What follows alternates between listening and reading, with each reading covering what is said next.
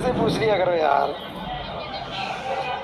Sir मैं आपका पहले दिन का अनुभव जानना चाहता हूँ, तो आपने पहली बार क्लास ली थी? हाँ मैं बता सकता हूँ, ऐसा कुछ खास नहीं। मैं इस इंडस्ट्री से कोई वास्ता नहीं था मेरा। मैं मेरे इंटरव्यू की तैयारी कर रहा था आरएस की, और मैं मोटिवेशन ऐसे स्पीच लिया करता था। तो मैं सीतापुरा इंडस्ट्री का नाम सुना होगा आपने, जयपुर में है, जहाँ पर उसके पास में कोचिंग जा रही है। तो वहाँ पे मोटिवेशन क्लास ले रहा था। वहाँ से जब मैं वापस आया, कॉलेज था बीटेक का, तो मेरा एक दोस्त था, मतलब दोस्त तो क्या, मतलब हम साथ साथ खेला करते थे, ज़्यादा जानकारी नहीं थी, लेकिन मैं तैयारी कर रहा था, अपने आप में बढ़िया तैयारी कर रहा था। तो एक फ़ोटोकॉपी की दुकान पर गया। वो साइंस का स्टूडेंट था, मैं आर्ट्स का स्टूडेंट था। तो उसका कोई दोस्त उसके पास आया और उसको बोला तेरे साइंस के नोट्स दे दे यार। कि क्यों? कि यार मुझे पढ़ाना है और तेरे नोट्स चाहिए। उसने उसको नोट्स दे दिए। उसने मेरे घर पे आया, जब मैं अकेला ही रहा करता था यहाँ पे, तो उसने मेरे को कहा कि यार दीपक तू जी के पढ़ा लेना यार, तो हिस्ट्री से मेंस लिख रहा है, प्री भी लिखा तूने। मैंने किया यार मेरे कहाँ पढ़ाया जाएगा यार, क्योंकि मैंने स्कूल में कहीं नहीं पढ़ाया, मैं सीधा यहीं पढ़ाने आया हूँ। तो उसने कहा पढ़ाने तो जा दूँ मैं, कि मेरे से नहीं पढ़ाया जाएगा यार। कि अरे चल तो सही रहे यार। तो मैं कोचिंग में चले गए दोनों ही। वहाँ से निकल रहे थे तो मैंने उसको बोला, मैं भाई मेरे से पढ़वा ले। तो मेरी शक्ल देख के हंसने लग गया। मैं जिद्दी बहुत हूँ बचपन से, ऐसा घर वाले बोलते, और ऐसा मुझे भी लगाता है कि मैं जिद्दी हूँ।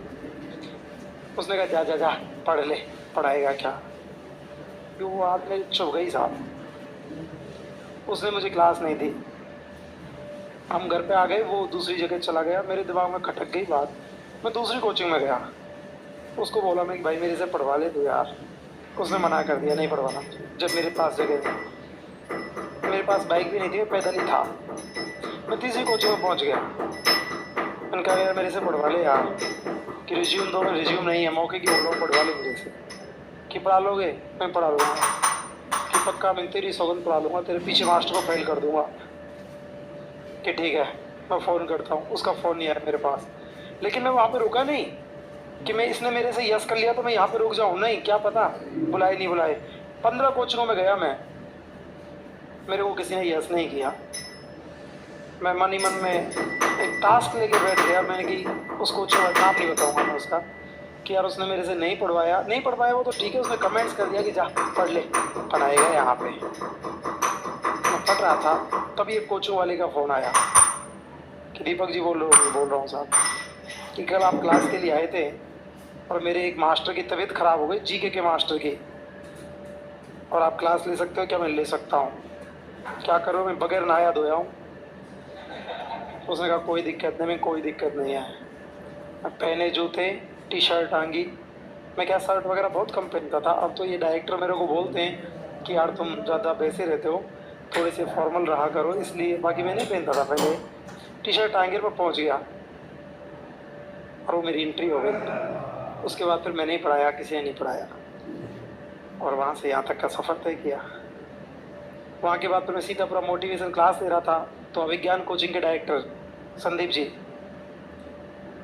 ये टॉक से आ रहे थे, मतलब कोटा से आ रहे थे टॉक होते हुए। वहाँ स्पीच ले रहा था, श्रावण का महीना था, मैं क्लास ले रहा था, बारिश हो रही थी, मैं भी बरसात में शुरू था और बच्चे भी बरसात में शुरू थे।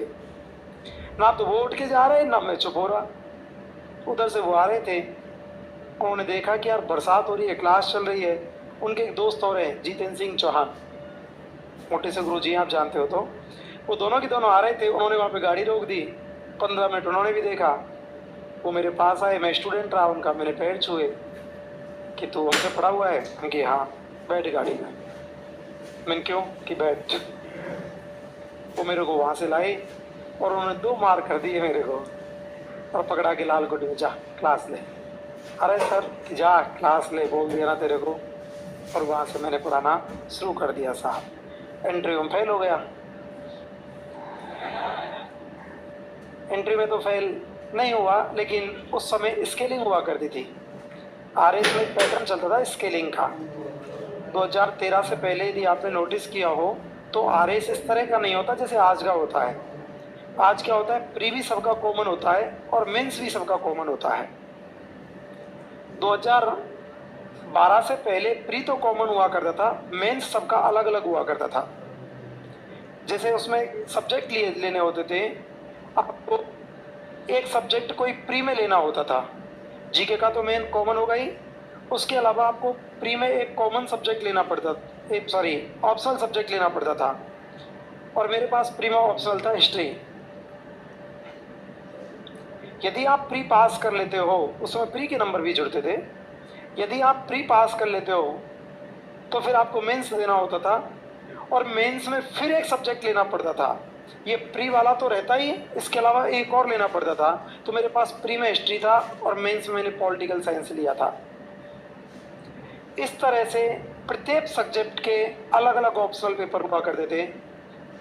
हिस्ट्री का, पॉलिटी का अलग, सोशलॉजी पब्लिक एड का अलग, मैथ साइंस का अलग, अलग अलग हुआ करते थे। और मेरिट सबकी कॉमन जाती थी। पेपर सबके अलग अलग होते थे, मेरिट सबकी कॉमन जाती थी। तो और सब्जेक्ट वालों ने याचिका लगाई थी कि साहब पॉलिटी साइंस में और हिस्ट्री में नंबर अच्छे आ जाते हैं, सोशलॉजी में नंबर अच्छे नहीं आते और मेरिट कॉमन चली जाती है। तो फिर वहाँ पे स्केलिंग की गई थी, नंबरों को एवरेज किया गया था और उस स्केलिंग में मेरे नंबर कम कर दिए गए थे और स्केलिंग में आउट किया गया था मुझे। किस्मत बहुत भोंटी है, ज़्यादा अच्छा साथ नहीं दिया किस्मत ने मेरा। 2012 में तो सब्जेक्ट से हम तैयारी किया करते थे और 2013 में ये पैटर्न बदल दिया गया। 2012 जो हम अपने आप में इतना कॉन्फिडेंस रखा करते थे कि यार एसडीएम डिप्टी नहीं मिलेगी ना तो तहसीलदार तो जब मर्जी होगी ना तब ले लेंगे, इतना ओवर कॉन्फिडेंस था। और वो ओवर कॉन्फिडेंस नहीं था, वो कॉन्फिडेंस था कि जिस दिन मर्जी होगी ना जिस भर्ती में, तहसीलदार तो उस भर्ती में ले लेंगे।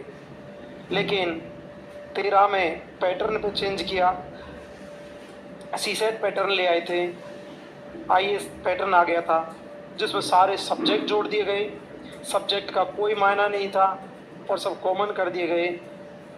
और फिर हम लोगों की उसमें हिम्मत नहीं हुई थी मेरी, बहुत ठोकरें खाई है मैंने। तुमने छेड़ दी, गलत दिया मेरे को यार।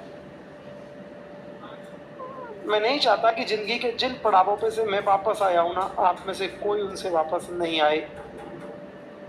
कई बार मेरे को सब लोग बोलते हैं कि सर आप बच्चों के साथ खूब मेहनत करते हो, बच्चे आपके साथ जुड़े रहते हैं हमेशा।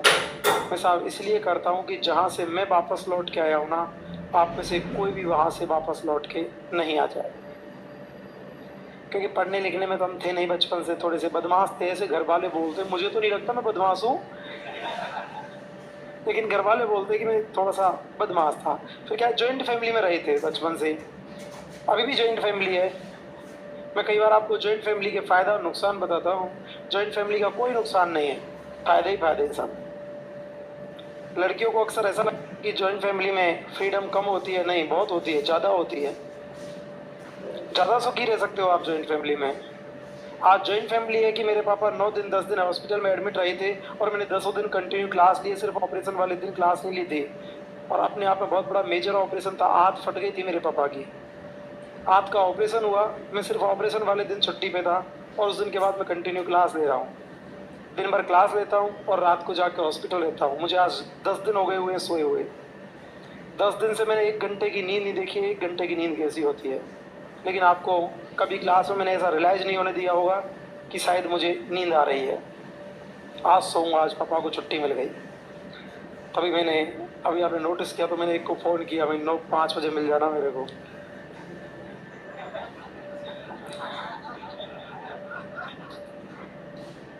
क्योंकि सोऊंगा आज। बाकी देखो, छुपाना कुछ नहीं, अक्सर जो लोग छुपा लेते हैं उनको अटैक आ जाते हैं, हार्ट अटैक हो जाता है उनको। टेंशन करके मर गई इंदिरा गांधी, काहे की टेंशन करनी। एक ही दिन टेंशन हुई थी मेरे को, अब तक मेरी ज़िंदगी में आज तक याद है, जो मेरे पापा का जिस दिन ऑपरेशन हुआ था। जिस दिन मैंने साइन किए थे ना, उस पे डॉक्टर ने जो लैंग्वेज लिखी थी, उस दिन मेरी थोड़ी सी घबराहट हुई थी। मैंने कहा यार ज़िंदगी ज़्यादा अच्छी नहीं है, बापू को कुछ हो गया ना, साला जिंदगी खराब हो जाएगी ये तो यार। तो उस दिन मेरे को थोड़ा सा लगा कि यार, लेकिन ऑपरेशन सक्सेस हम तो फिर वही सेंस, हाँ ठीक है, कोई दिक्कत नहीं, इसलिए टेंशन नहीं करना चाहिए। टेंशन करोगे तो चीज़ें कम याद रहेंगी, लेकिन बाप जैसी चीज़ दोबारा नहीं मिलती ना यार।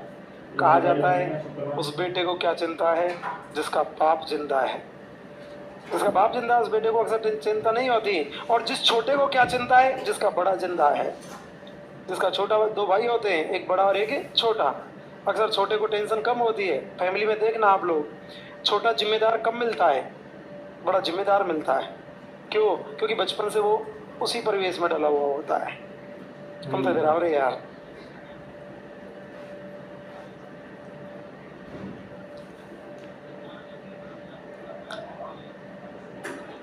क्या बोल रहे हो? सुना दो। मैं अक्सर बुरे दिनों को याद नहीं करना चाहता यार, इसलिए, क्योंकि अक्सर मैंने सीखा है, विवेकानंद जी ने एक बात की है, अकबर ने बीरबल को कहा कि बीरबल कुछ ऐसा बोल कि मैं खुश हूं तो दुखी हो जाऊं और दुखी हूं तो खुश हो जाऊं। और एक शब्द में और एक लाइन में बोलना होगा। तो बीरबल ने एक शब्द कहा था कि बादशाह ये वक्त भी गुजर जाएगा, बादशाह ये वक्त भी गुजर जाएगा। यदि खुशी में ना तो फिर टेंशन हो जाएगी, साला इतनी खुशी है, ये वक्त भी गुजर जाएगा। और आदमी जब टेंशन में है तो थोड़ा सा खुश हो जाता है कि बुरा वक्त है, साला ये भी निकल जाएगा। अब जब टेंशन में होता हूँ ना तो मैं अपने बहुत अच्छे अच्छे दिन हुआ करते हैं, उनको याद करता हूँ मैं कि यार देखो वो बढ़िया था, वो बढ़िया था, वो बढ़िया था। और उनको देख के कि वो आएगा, ऐसा भी आएगा। वैसे भगवान ने मेरे को बढ़िया दिया है ज़िंदगी। लोग, मेरी दूसरी आदत है कि मैं सेटिस्फाई रहता हूँ। मैं एक दिन टोपी वाले भैया को बोल रहा था कि हटा ले, जिंदगी में खुश रहना चाहिए, टेंशन नहीं। तुम चाहे कितने कीचड़ में बैठे हो, खुश रहोगे या दुखी, खुश रहना है। तुम्हारे दुखी रहने से कीचड़ खत्म हो जाएगा क्या? नहीं होगा। कीचड़ में भी उठाया, क्यों? दुखी रहने से कोई सॉल्यूशन निकलेगा क्या? नहीं निकल सकता। उस चीज का एंजॉय लो आप। मेरे अभी लगभग महीने भर पहले पेट में दर्द हो गया था, पेट में दर्द हुआ, मैं हॉस्पिटल में एडमिट था।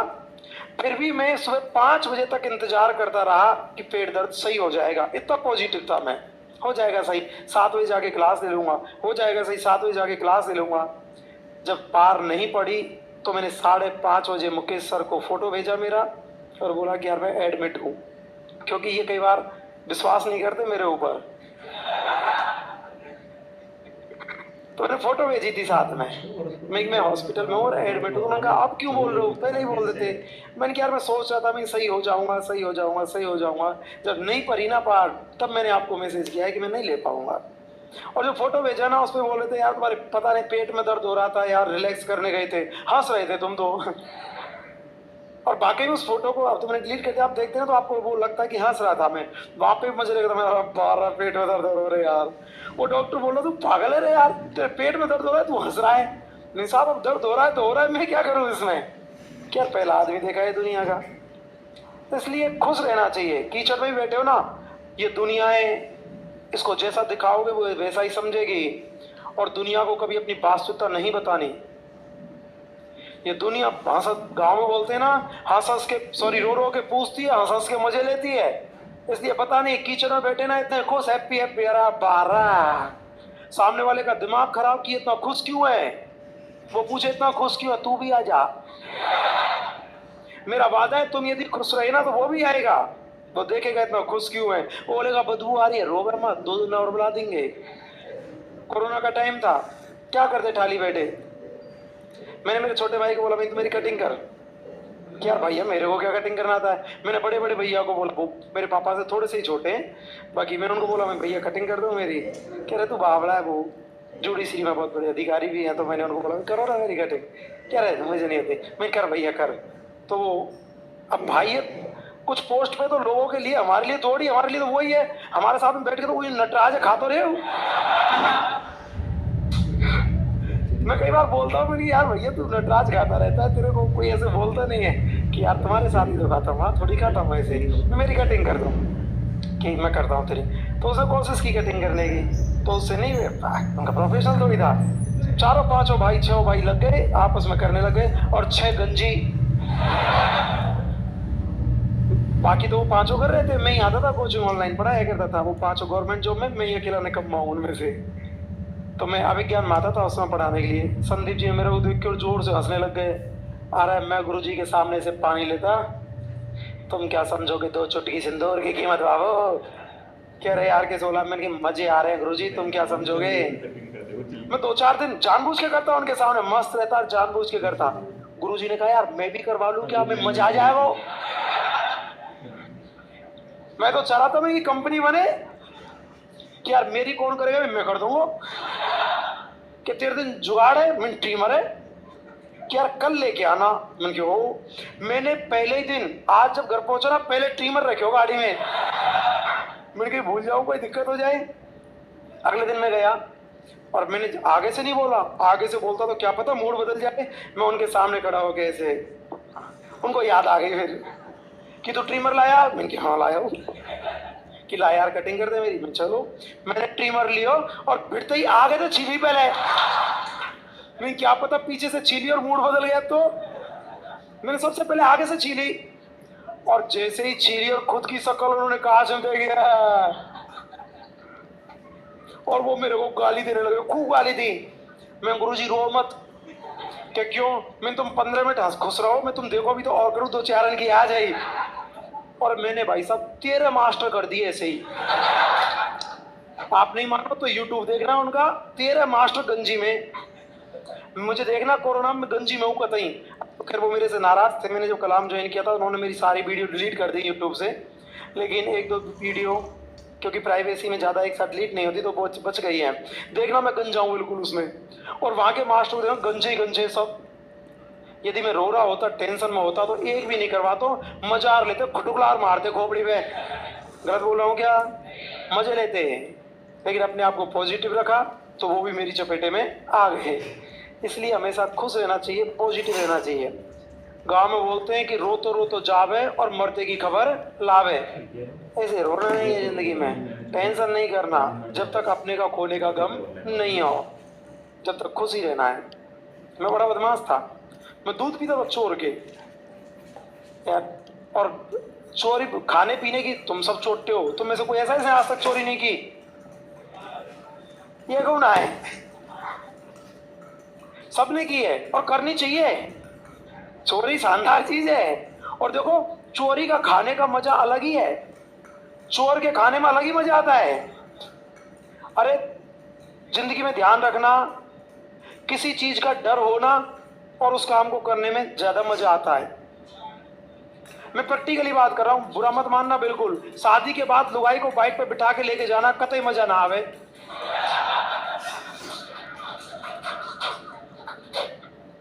और शादी से पहले गर्लफ्रेंड लेके जाओ, काऊ देख ना लेवे, 100 तरह का डर लगता है।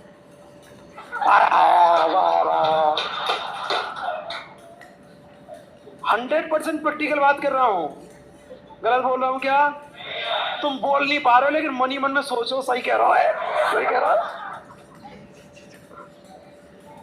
चाहे छोरा चाहे छोरी, सब मनी मन में सोचे सही कह रहा हो, कतई सही कह रहा हो। ये हकीकत है।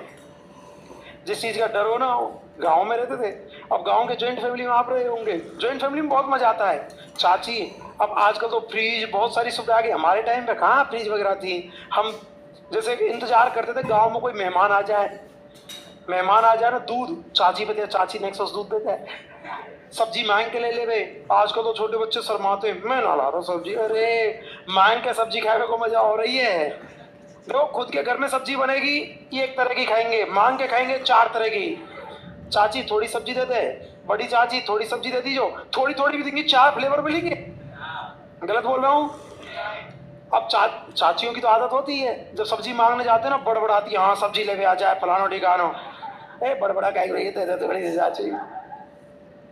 थोड़ी सी लिया अब चाची छोटी कटोरी लेके जाए, हम दे अपन कौन से कम है, अपन तो पूरे बदमाश हैं। अगले दिन थोड़ा सा बड़ो कटोरा ले गए, मैंने कि थोड़ी सी भी करेगी ना तो क्या तो करेगी, क्योंकि उसमें थोड़ी सी करेगी तो खुद को भी शर्म आ जाएगी, तो थोड़ा सा बड़ो कटोरा ले गए। तो चाची थोड़ी सी सब्जी देता, अब कटोरा देख के चाची, हाँ भगोना लिया तो कटोरा कहीं लायो है।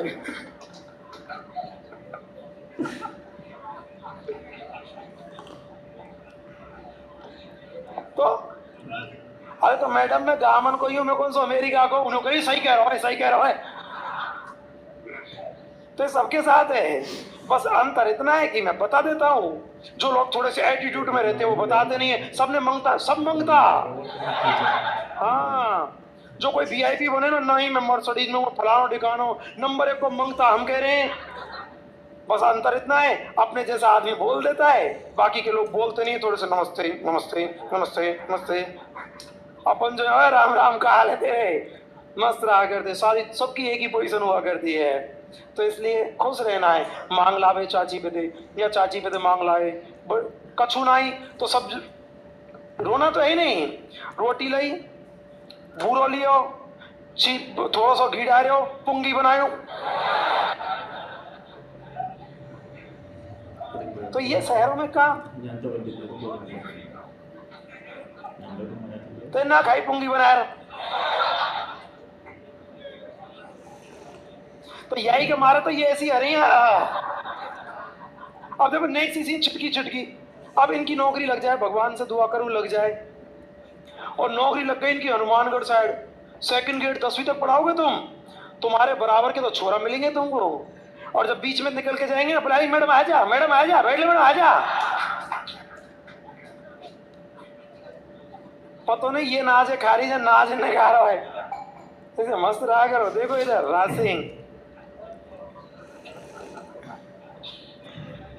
क्या मन नहीं हो रहा काई का, या तो पढ़ ले या रोएगा, दोनों में से एक काम बोल, क्या मंजूर है? अच्छा बात कर लो ना, करो बात कर लो, ये कौन सी बात हो भाई? या को गदर टू दिखा दे तू,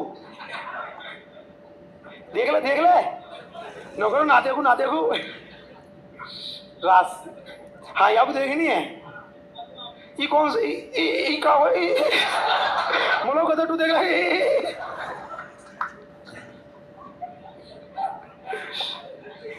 मेवाड़ महाराणा हुआ करते कौन थे? राज सिंह।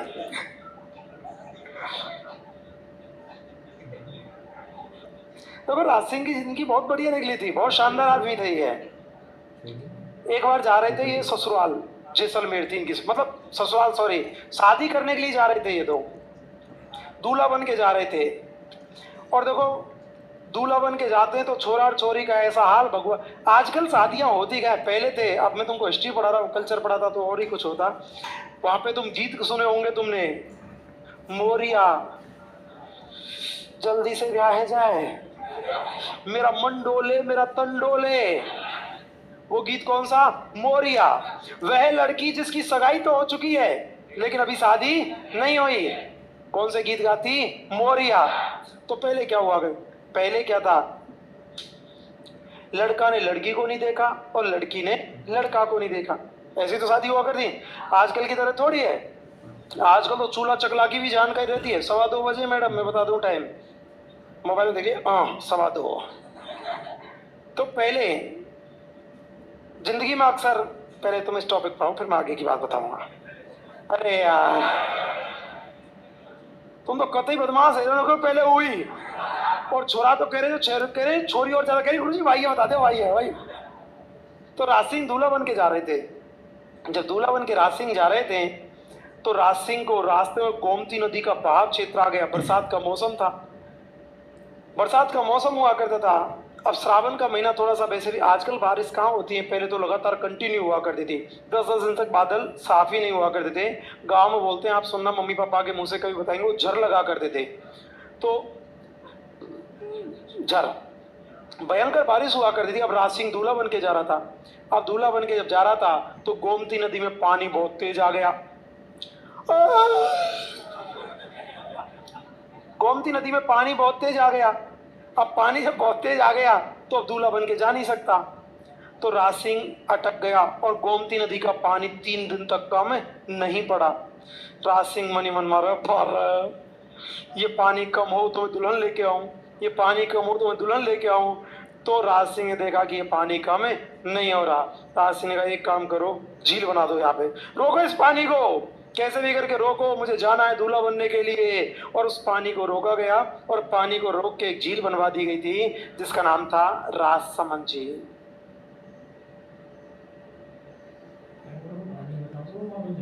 राजसमंद झील का निर्माण किसने करवाया? राज सिंह। किसने? राज सिंह।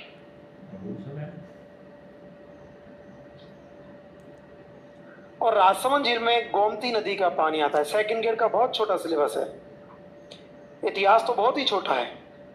5-6 राजा है, ये हुए, मॉडर्न हिस्ट्री हुई और 4 सभ्यता, खत्म हिस्ट्री। अभी मेरे से एक गलती हो गई कि मैंने आपको अभी बोल दिया कि हिस्ट्री खत्म होने वाली है। बाकी एन वक्त पे मैं बोलता ना कि आज खत्म हो गई तो तुमको ऐसा लगता है गई और हमारी नौकरी लग जाएगी। अभी तक तुमको पॉजिटिव एनर्जी आ रही है, नहीं आ रही? हाँ हूँ कर दोगे जो भाई। आज तुमसे टेस्ट ले ले इतिहास का, यहाँ तक का तुम पास हो जाओगे पक्का। ऑब्जेक्टिव है डिस्क्रिप्टिव? डिस्क्रिप्टिव ही ले लो, चाहे गलत बोल रहा हूँ? कौन सा वाला?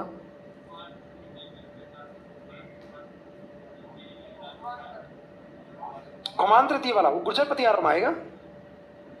तो पढ़ाया क्या है वो अभी? हाँ तो पढ़ाया नहीं, वो डाल दिया होगा। मेवाड़ का नहीं था वो, गुर्जर पतियार पढ़ेंगे ना तब पढ़ेंगे। गुर्जर पतियार में आता है वो। गुर्जर पतियार, पाल और राष्ट्रकूट तीनों के बीच में त्रिपक्षीय संघर्ष हुआ था। तो वह राष्ट्रकूटों की राजकुमारी पूछी होगी आपसे। राष्ट्रकूट वो गुर्जर पतियारों के साथ है, नहीं दूसरे सराय हैं। राजसमंद झील इसलिए जहां तक पढ़ा रहे, मेरा तो खैर काम मैं यहाँ पे ही करवा रहा हूँ, लेकिन कंटिन्यू पढ़ते जाओ। दुनिया में सबसे इजी काम है नौकरी लगना, इससे इजी कुछ भी नहीं है। और इसका ज्यादा तजुर्बा लेना है ना तो उनसे पूछ लेना जिन्होंने प्राइवेट नौकरी की है। आप में से की है किसी ने प्राइवेट? किसी ने नहीं की, सब छोटे छोटे। तो उससे पूछ लेना एक बार जिसने प्राइवेट की है उससे। मैं बोल रहा हूँ सब छोटे छोटे हैं, भूत हंस रही है, छोटे छोटे। उससे पूछना कि प्राइवेट नौकरी करना ज्यादा हार्ड है या पढ़ना ज्यादा हार्ड है। वो बता देगा साहब पढ़ना बहुत आसान है, नौकरी करना बहुत चैलेंज है। माँ बीमार है, हॉस्पिटल में पड़ी हुई है, बॉस से छुट्टी मांग रहे हैं, छुट्टी नहीं दे रहा। बच्चे की तबीयत खराब है, बॉस के पास गए, बॉस का छुट्टी नहीं देगा। इतनी बुरी पोजीशन, धर्म संकट में फंस जाता है आदमी, क्या करे। इसलिए पढ़ना बहुत आसान है और नौकरी लगना और भी आसान है। एकमात्र ऐसा पेपर जिसमें क्वेश्चन के साथ साथ आंसर आता है, नहीं आता? ऊपर क्वेश्चन नीचे आंसर। बताओ झूठ बोल रहा हूं तो? ऊपर क्वेश्चन आता है, नीचे आंसर आता है, बस सेलेक्ट ही तो करना है। और इतना याद करा दूंगा बेटा, आंसर उछल उछल के बोलेगा तुमको। मैं हूं मुँह कर दे, मैं हूं मुँह कर दे, उछल उछल के बोलेगा आंसर कि मेरे पे काला कर, जल्दी कर, गोला काला कर, ऐसे बोलेगा, चिल्ला चिल्ला के बोलेगा। और मेरी शकल याद आएगी तुमको। है बोलते ही नहीं है, भूलेगा कैसे बेटा? और तू तो कंडक्टर बनेगा, तू टॉक फाटक अजमेरी गेट, टॉक फाटक अजमेरी गेट, आ जाओ आ जाओ आ जाओ।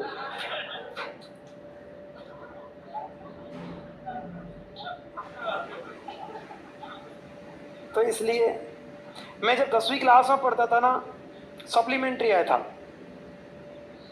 मैथ में।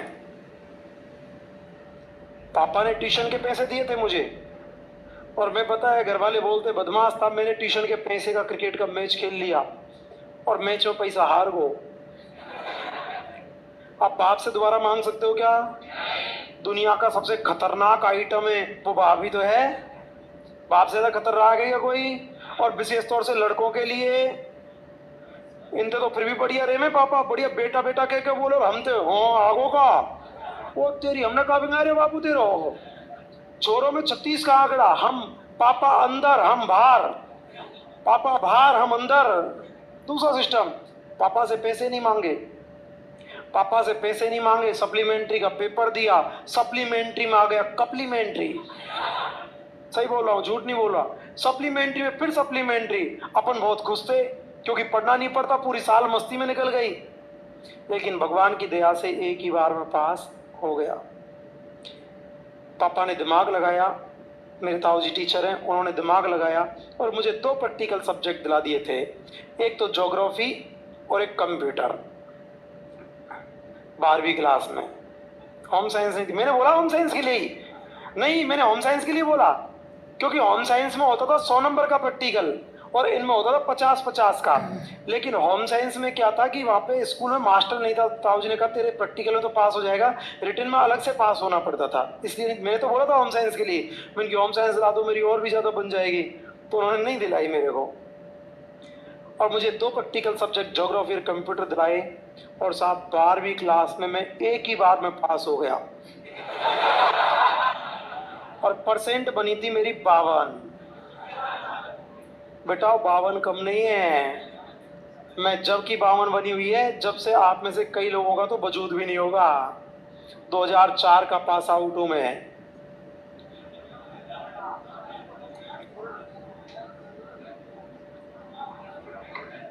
मैं 2004 में 12वीं कर ली थी मैंने। 2004 में 52%। जब रिजल्ट अखबारों में आता था, इंटरनेट नहीं था, तो मैं हमारे पड़ोस के बयाना गया और वहां से अखबार लेके आया और मैंने रिजल्ट दिखवाया। मेरे चाचा को बोला, मैं चाचा देखियो। चाचा ने सबसे पहले देखा फर्स्ट डिवीजन में। तेरा दिमाग खराब है क्या? सप्लीमेंट्री में देख, सप्लीमेंट्री में देखा अपना नंबर नहीं था। मैंने थर्ड डिवीजन देखियो, थर्ड डिवीजन में देखा, उधर भी अपना नंबर नहीं था। अपन वहां से खड़े होके चल दिए, हम फेल हो गए। फेल हो गए तो चाचा ने देखा तो सेकंड डिवीजन में नंबर मिल गया मेरा। मैं तो उठ के चला गया था हवेली में, हमारी पुरानी हवेली थी। मेरे पापा, ताऊ जी और चाचा तीनों हवेली में आ गए। हम 4-5 छोरे बैठे थे। मैंने छोरा तुम जाओ। मैंने मेरी कुटाई होगी, त्यारी त्यारी फोकट में होगी बेटा। गांव में पूरा अधिकार था, किसी भी समाज का कोई भी दादा किसी भी समाज को कूट सकता है, वो ये नहीं बोल सकता कि हमारा छोरा क्यों पीटा है। मैं लला तुम जाओ, मैं तो पिटूंगा जो पिटूंगा, तुम और पिटोगे। मैंने चाचा को इशारा किया, कहा हो? चाचा ने कहा हो। अब मेरे दिमाग में तो एक ही खोपड़ी खराब, मैंने कहा वो फेल है वो, क्योंकि जिसको जिस चीज का डर है वही आती है। मैंने कहा है वो दिखे रे, कहा फिर पापा पास आए। चाचा ने बोला तू पास हुए? पास है वो? हाँ। मैं कहा थे सेकंड डिवीजन। और मैं बहुत खुश, और मैं खुश, मेरे से ज्यादा मेरी ताई, चाची, मम्मी सब खुश। मैंने मेरी ताई को बोला, मेरी ताई बर्फी बना दे आज तो। मेरी ताई के साथ ज्यादा पड़ती है। मेरी ताई बर्फी बना दे आज तो, कि बर्फी बनाऊंगी। ताई ने बर्फी बनाई, क्योंकि गांव में खुश होते हैं, प्रसाद बांटते हैं इसे, तो मैंने बर्फी बांटी। और जब पास हुआ बेटा 52% के साथ, जब मेरे गांव के 17 लड़के थे, एक भी पास ना हो, अकेलो हो। 16 की 16 फेल थे, क्योंकि उन 16 की 16 के पास नॉन प्रैक्टिकल सब्जेक्ट थी। उनके पास थी हिंदी, संस्कृत, पॉलिटिकल। मेरे पास थी संस्कृत, ज्योग्राफी और कंप्यूटर। और मैं पास हो गया। मैंने बर्फी बनवाई और मैं बांटने गया। मेरे साथ में एक ललित नाम का लड़का था, पवन भी बोलते हैं उसको। इतनी समझदारी थी नहीं। पवन फेल हो गया। मुझे पवन के घर मिठाई बांटने नहीं जाना चाहिए था, लेकिन मैं चला गया। मैंने पवन के दादा को बर्फी दी। पवन के दादा ने कहा दीपक काई की बर्फी है? मैं दादा पास हो गया। मैं क्या तू पास है? कहा? डंडा उठाया और पवन में देवो करे शुरू। वो पवन का दादा इस बात का दुखी नहीं था कि पवन फेल हो गया, गम इस बात का था मैं पास हो गया। यदि उसको पवन के फेल होने का गम होता ना, तो वो पवन को पहले ही पीट लेता। लेकिन उसको सदमा जब लगा, जब उसने ये सुना कि मैं पास हो गया। इसलिए कहा जाता है कि साहब जिंदगी में तुमने क्या किया है, क्या नहीं किया, ये कोई मायने नहीं रखता। जिंदगी में तुम्हारा रिजल्ट क्या आया है, मायने ये रखता है। मेरे पास ज्योग्राफी थी या कंप्यूटर थी, क्या था क्या नहीं था, ये कोई मैटर नहीं। मैटर ये था कि मैं पास था और वो फेल थे। मैं जयपुर आ गया साहब। जयपुर से मैंने बीए किया। पढ़ने लिखने में मेरा मन नहीं था। कॉलेज में मॉडलिंग किया करते थे, तो पढ़ने से अपना कोई वास्ता नहीं था। और कॉलेज में परसेंट बनी थी मेरी 49, बीए में 49.33% है मेरी। क्योंकि पढ़ता नहीं, मैं मॉडलिंग किया करता था, लेकिन किस्मत की बदनसीबी ऐसी थी कि वो प्रोफेशनल भी छुड़वा दिया गया मेरे से। मैं 2009 के बैच में मिस्टर राजस्थान के कंपटीशन में था और टॉप 10 में था साहब। टॉप 10 से क्वालिफाइड हुआ, टॉप 5 में गया, 5 से टॉप 3 में पहुंचा। और 14 सितंबर 2008 को कंपटीशन हुआ करता था अपना मिस्टर राजस्थान का, और मैं रविंद्र मंच जा रहा था। जब जा रहा था तो रामबाग सर्किल पे रास्ते में एक्सीडेंट हो गया मेरा। ये पैर फ्रैक्चर है मेरा, यहाँ से कंपटीशन में नहीं पहुंच पाया।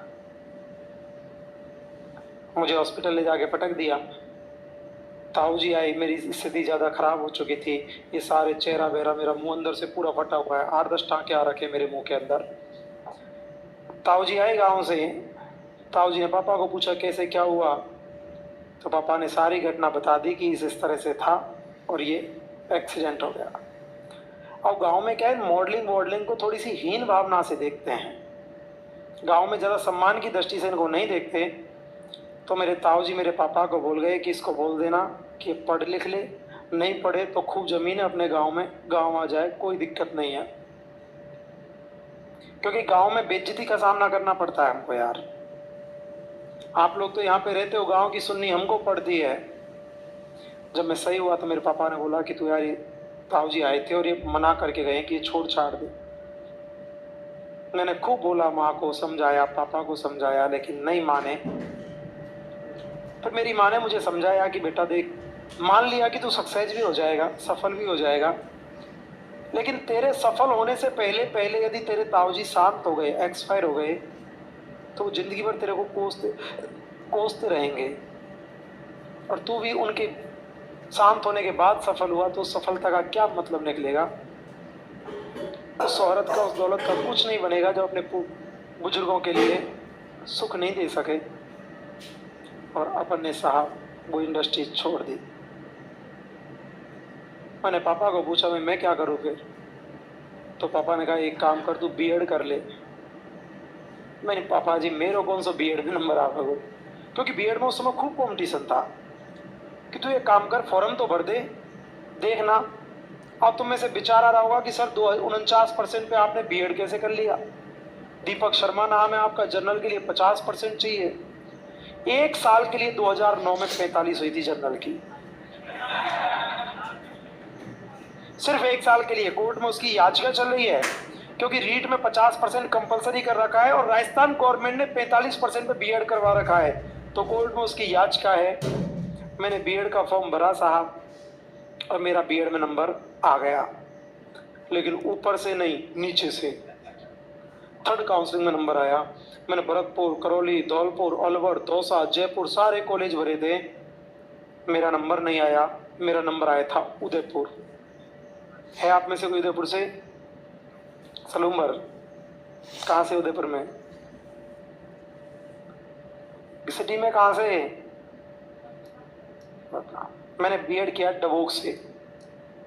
नाम सुना होगा, महाराणा प्रताप एयरपोर्ट, डबोक, सेक्टर 4 में रहा करता था मैं। डबोक से बीएड किया मैंने। अब बीएड में यार उल्टे पुल्टे काम बहुत होते, प्रार्थना बोलना, प्रतिज्ञा बोलना, एक लाइन और आती है, समस्त भारतीय मेरे भाई बहन हैं। तो कॉलेज का टाइम था 8 बजे का, मैं कभी भी 8 बजे नहीं पहुंचा। मैं रोज पहुंचता था 8:30 बजे, फिक्स। प्रार्थना हो जाती थी, अपन प्रार्थना के बाद पहुंचा करते थे। एक दिन मैं तो मेरे टाइम से पहुंचा था 8:30 बजे, लेकिन कॉलेज की प्रे थोड़ी सी लंबी चल रही थी। अब मैं तो घुस गया कॉलेज में, मेरा ध्यान नहीं, तो देखा तो प्रिंसिपल सर भाषण दे रहे, मैं वापस भाग आया। इस कॉलेज की यूनिफॉर्म पहन रखी थी, तो गुरुजी ने देखा कि कॉलेज का स्टूडेंट है, तो उन्होंने 4th क्लास था, मोहन नाम था उसका, उसको भेजा कि इसको पकड़ के लेके आ, कौन है। वो मेरे पास आया, मैं, मोहन क्या पोजीशन है कि आज तू आ गया? कि क्यों? कि मैं तेरे को ही बुलाने आया हूँ, गुरुजी बुला रहे हैं तेरे को। मैंने कहा यार आज तो फंस गया रे यार। मैं चल, मैं पहुंच गया। बहुत बेइज्जती हुई थी साहब, बहुत बेइज्जती। लेकिन बेइज्जती उसकी होती है जिसकी इज्जत होती है। अपन को इज्जत और बेइज्जती में ज्यादा फर्क है नहीं पता। खूब उल्टा पुल्टा बोला, मैं नीचे गर्दन करके खड़ा हो गया। गुरुजी ने बोला कल से टाइम से आऊंगा आऊंगा, प्रार्थना बोलेगा बोलूंगा, प्रतिज्ञा बोलेगा बोलूंगा। मनी मन में सोचा मैं डोकरा हाथ छोड़ दे, फिर तो देखा जाएगा क्या होता है। मेरे से पूछा गया कि छोरे हो इससे कोई राजस्थान जीके के क्वेश्चन पूछ। मेरे से पूछा गया था कि बता राजस्थान में कितने जिले हैं। अपन ने बड़े गर्व से कहा था 32। जैसे ही 32 कहा पूरा कॉलेज हंसने लग गया। मैं मनी मन में सोचो मैं क्या रे क्यों हंस रहे हैं यार, क्योंकि उस समय करंट में 33वां जिला बना ही था प्रतापगढ़। और मैंने उदयपुर से बीएड किया तो वो उदयपुर से भी अलग हुआ था, तो वहां के जो लोकल लोग थे ना वो सब जानते थे उसको। तो मैंने 32 का पूरा कॉलेज हंसने लग गया। पीछे से आवाज बताऊं तो गुरुजी ने कहा, उसने कहा 33, उसने 33 का, अपन हंसने लग गए। गुरुजी बोले तू क्यों हंस रहा है। मैंने किया गधाई नौबत होना है बीएड कर आओ कितने जिला है राजस्थान में। तो मेरे को तो बोला गया था कि इसको तो पता है बेटा राजस्थान के अंदर कितने जिले हैं, तुझे नहीं पता राजस्थान में कितने जिले हैं। मैं गुरुजी 33 बोलने में अपन का भी सर में ही नहीं 100%। मैं गुरुजी 33वां कौन सा बन गया कि प्रतापगढ़ में कि इतना बने हो। तो मेरी क्लास टीचर थी अंजू देवपुरा, वो मेरे से बहुत परेशान थी क्योंकि मैं रोज लेट जाता, वो मना करती, मैं जबरदस्ती क्लास में घुसता, मैं मानता ही नहीं। तो वो मेरे से बहुत परेशान थी।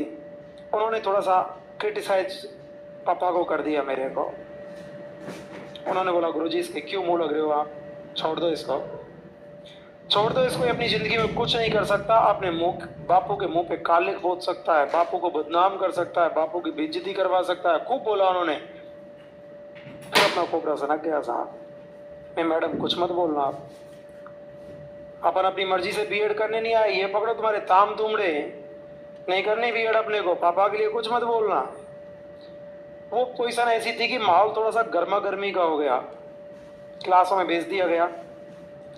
मैं इंटरवल के बाद अपना बैग उठाया और सीधा जयपुर आ गया। माँ को आके बोला कैसे कैसे आया, तो मैंने माँ को शाम को पूरी घटना बता दी। मैं मम्मी बहुत बेइज्जती हुई है और पापा के लिए बहुत उल्टा पुल्टा बोला है। मेरी माँ हंसने लगी थी, खुश हुई थी। मैं माँ पापा की बेइज्जती हुई है तू खुश हो रही है कि बेटा अच्छा हुआ तुझे कम से कम आज बेइज्जती का एहसास हुआ। अच्छा हुआ तुझे बेइज्जती का एहसास हुआ, क्योंकि तुझे जिस बेइज्जती का एहसास आज हुआ है ना, उस बेइज्जती का एहसास मुझे 20 साल से हो रहा है। क्योंकि साहब मेरे सगी बहनें 6, रियल बहनें हैं मेरे 6।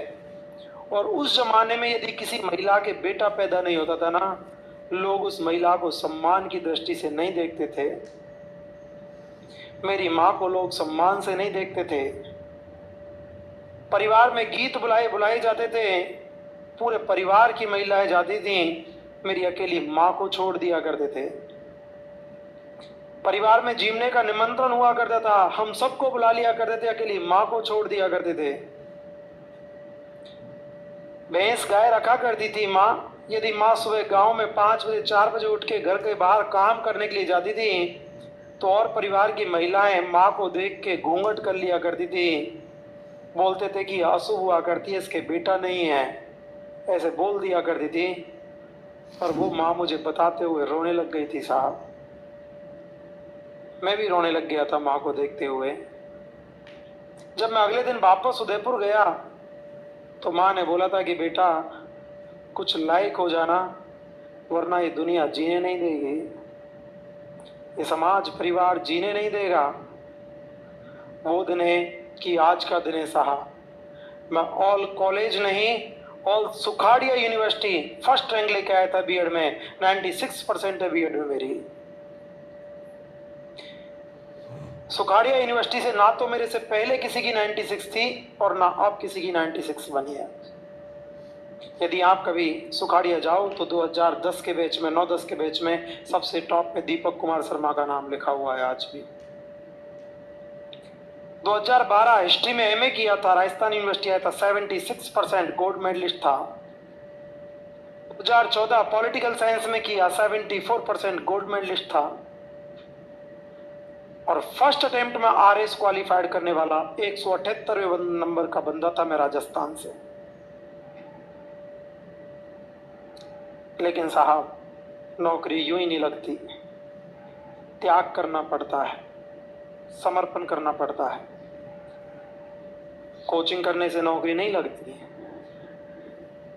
तैयारी खुद को करनी पड़ती है, समर्पण खुद को करना पड़ेगा। मैंने 11 महीने तक मेरे घर का दरवाजा नहीं देखा, जिस घर में रहता था उस घर का दरवाजा नहीं देखा मैंने 11 महीने तक। बापू ने छत के ऊपर एक कमरा बना रखा था, उसी में नहाना धोना खाना पीना सब कुछ उसी के अंदर। 11 महीने तक नीचे नहीं उतरा साहब मैं।